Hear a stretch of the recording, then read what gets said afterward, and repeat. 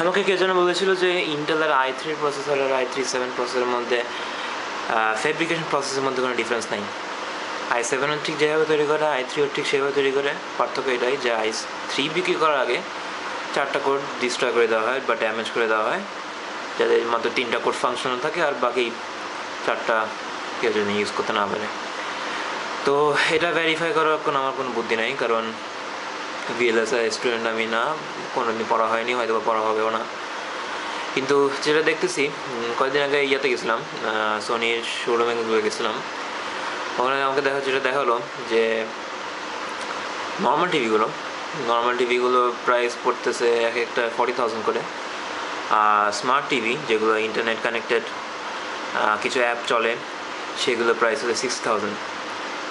এখন আমার বাসায় যেটা আছে সেটা হলো নর্মাল ইন্টারনেট ছাড়া, কোনো অ্যাপ নাই, কোনো অ্যাপ সাপোর্ট করেও না। যেটা দেখলাম যে এটা হটস্পট তৈরি করতে পারে, আমি এটা জানতাম না আগে যে স্মার্ট টিভি মানে নর্মাল ব্রাভে টিভি এটা হটস্পট তৈরি করে, ফটো শেয়ারিং ফিচার্স এটার আছে। বাট আমি যেটা জানি যে যদি একটা ডিভাইস হটস্পট তৈরি করতে পারে, সে ডেফিনেটলি একটা ডিভাইসের সাথে কানেক্ট হতে পারে, কারণ শুধুমাত্র ছোটো একটা ওয়াইফাই ডঙ্গল একটা ওয়াইফাই নেটওয়ার্কের সাথে কানেক্ট হতে পারে, কিন্তু সে কিন্তু কোনো হটস্পট তৈরি করতে পারে না। এখন এটাই যদি হয়ে থাকে তাহলে যেটা বোঝা যাচ্ছে যে টিভি এক, শুধু সফটওয়্যারটা হয়তো বা ডিফারেন্ট। আমি জাস্ট কোনোভাবে যদি এই টিভির সফটওয়্যারটা আপগ্রেড করতে পারতাম তাহলে হয়তো বা আমার সেই স্মার্ট টিভিটাই থাকতো, নর্মাল টিভিতে হয়তো বা থাকতো না। এখন মাথায় চিন্তা ঢুকলো যে করা যাবে না, কেন করা যায়, ডেফিনেটলি কিছু একটা ওয়ে আছে। রাসবেরি পাই আছে, এখন রাসবেরি পাই নিয়ে অনেক প্রজেক্ট দেখেছি। একটা প্রজেক্ট এমন দেখেছিলাম যে বাইরের দেশে ওই চ্যানেলের সাথে সাবটাইটেল যেগুলো আসে, তো যেগুলো খবর খুব ইরিটেটিং বা এম্বারেসিং বা বাচ্চাদের সামনে বলা যায় না বা বাচ্চাদের শোনা উচিত না, সেই সমস্ত কিছু কিছু কিওয়ার্ডগুলোকে নিয়ে টিভিটা সময়ের মধ্যে মিউট করে দেওয়া হয় বা চ্যানেলটা চেঞ্জ করে দেওয়া হয়। এটা একটা ভিডিও শিল্ড ছিল রাসবেরি পায়ের, এভাবে সে কাজটা করছে আর কি। আর মিউট করার জন্য সে আইআর রিমোট ডুপ্লিকেট করেছে। আইআর রিমোট ডুপ্লিকেট করা আর্ডিনোতে খুব ইজি, সো রাসবেরি পাইতে ডেফিনেটলি আরও ইজি হবে। এখন আমার কাছে এই মুহূর্তে একটা পিসি ডিউইনো আছে। পিসি ডিউইনোর আর্ডিনোর মতো দেখতে, আর্ডিনোর মতো পেন আউটস, বাট সুবিধা যেটা সেটা হলো অ্যান্ড্রয়েডের মতো প্রসেসর, 1 GHz প্রসেসর, দেন জিপিইউ আছে, র্যাম আছে, ইপিরম আছে। তো চিন্তা করে দেখলাম যে এটা করে দেখি না কেন, যে আর পিসি ডিউইনো দিয়ে টিভির সাথে কানেক্ট করা যাচ্ছে, যেহেতু টিভিতে HDMI পোর্ট, পিসি ডিউইনোতে HDMI পোর্ট, সো কানেক্ট করলে তো হওয়া উচিত, রাইট? এটা স্মার্ট প্ল্যাটফর্ম যেখানে হয়তো বা আমি একটা পিসি 24 ঘন্টা অন রাখতে পারবো, হয়তো বা আমার স্কাইপিটা সবসময় অনলাইনে থাকবে, যদি কেউ ভিডিও কল করে আমি এটা রেসপন্স করতে পারবো। তো মাথায় ভূত চাপলো, ভূত চাপার পর গেলাম মার্কেটে, কেনাকাটা করলাম কিছু। রাউটার ছিল না আমার, সেই রাউটার কেনা হলো, রাউটার সেট আপ করা হলো। ওয়েব ক্যাম খুব একটা ভালো ছিল না, এখন এটা পাওয়া গেছে A4 টেকের, নট কোয়াইট শিওর এটা কেমন পারফর্ম করবে। কিন্তু সমস্যা হলো যেটা, খুব একটা লাভ হলো না। আচ্ছা, দেখাই জিনিসগুলো। তো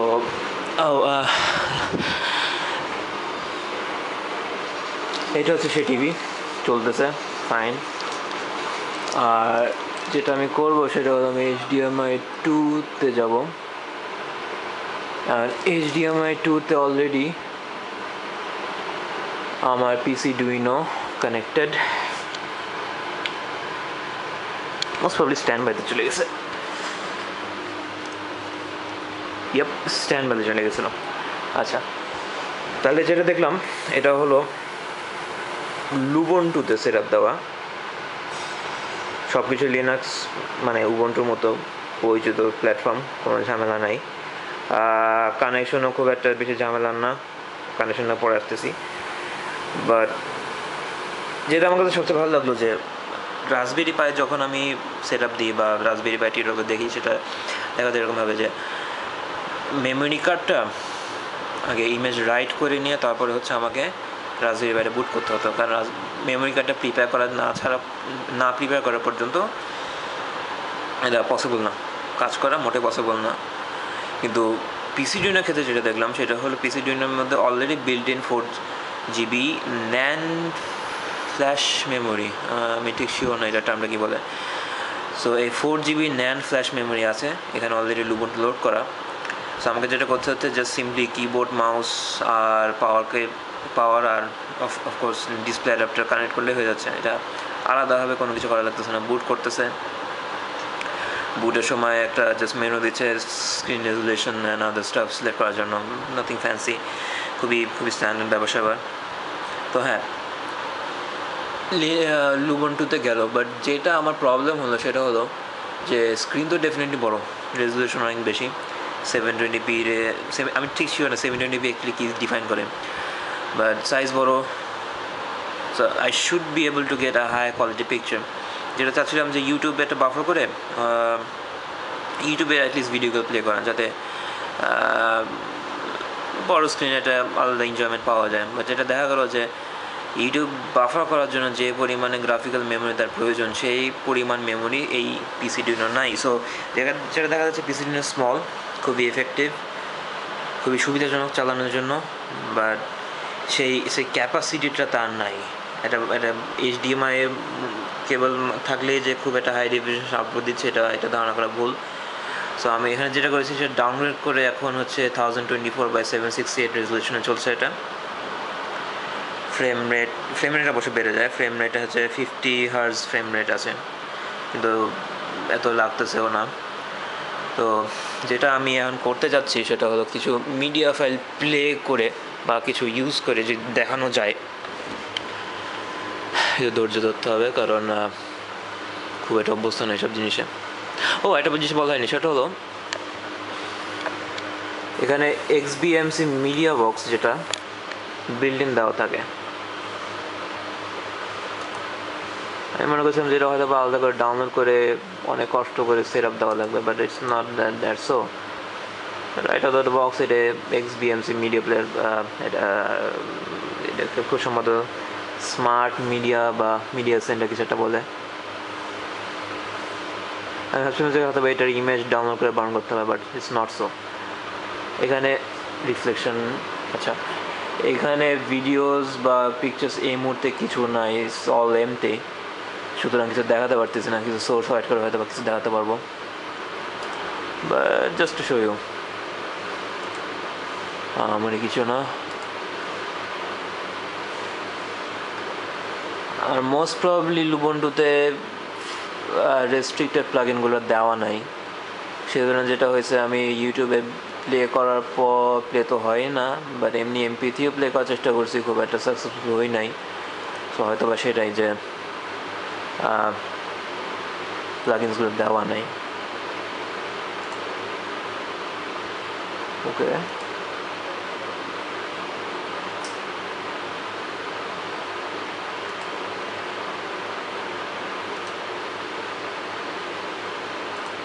এটা কি ওপেন করছে আমার তো খেয়ালও নেই।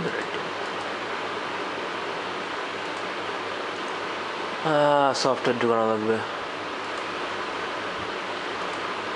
এটা ক্রোম দিয়ে চলে, তো ক্রোম দিয়ে ওপেন করতে পারি।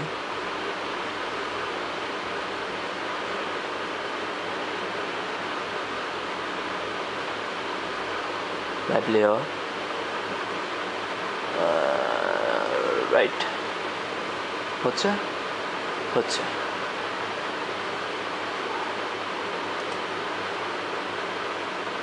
এখানে আমার সাউন্ড পাওয়া যাচ্ছে না কেন জানি।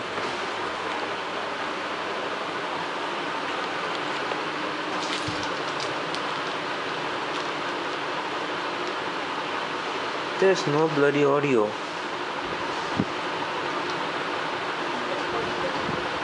হ্যাঁ, অডিও ছিল আমার।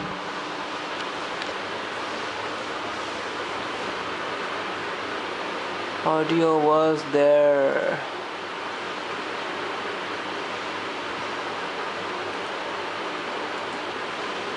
আচ্ছা, এটা মিডিয়া ফাইল, এটা অডিও, জানি না XBMC তে চলবে কিনা, ট্রাই করে দেখা যাক।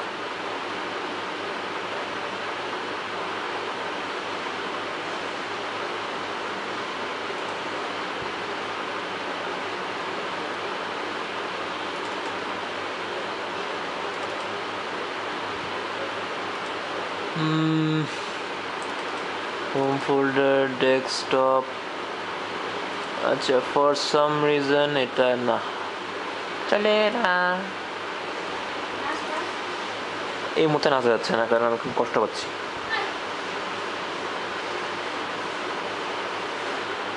তাহলে let's get the keyboard and go back to Chrome. Chrome কোথায়?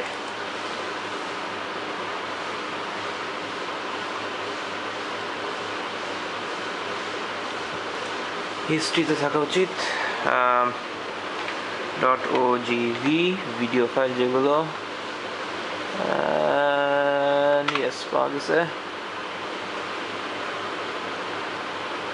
ক্রোমের এই জিনিসটা ভালো লাগে যে আলাদা করে কোনো প্লাগ ইন ইনস্টল করা লাগে না, যে প্লাগ ইনগুলো থাকে সেই প্লাগ ইনগুলো দিয়ে চলে।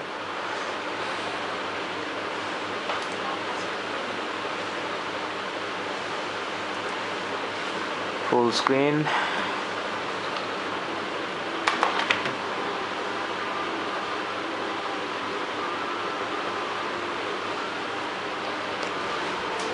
অডিওটা মনে হয় শোনা যাবে না, অডিওটা বেশি ভলিউম দিতে পারছি না কারণ রাত বাজে 12টা, সকালবেলা হচ্ছে সকাল 7টার সময়, ঠিক 7 ঘন্টা পরে আমি ঈদের নামাজ, আমি ঠিক শিওর না আমি কেমনে ঘুম থেকে উঠবো আর নামাজ পড়বো।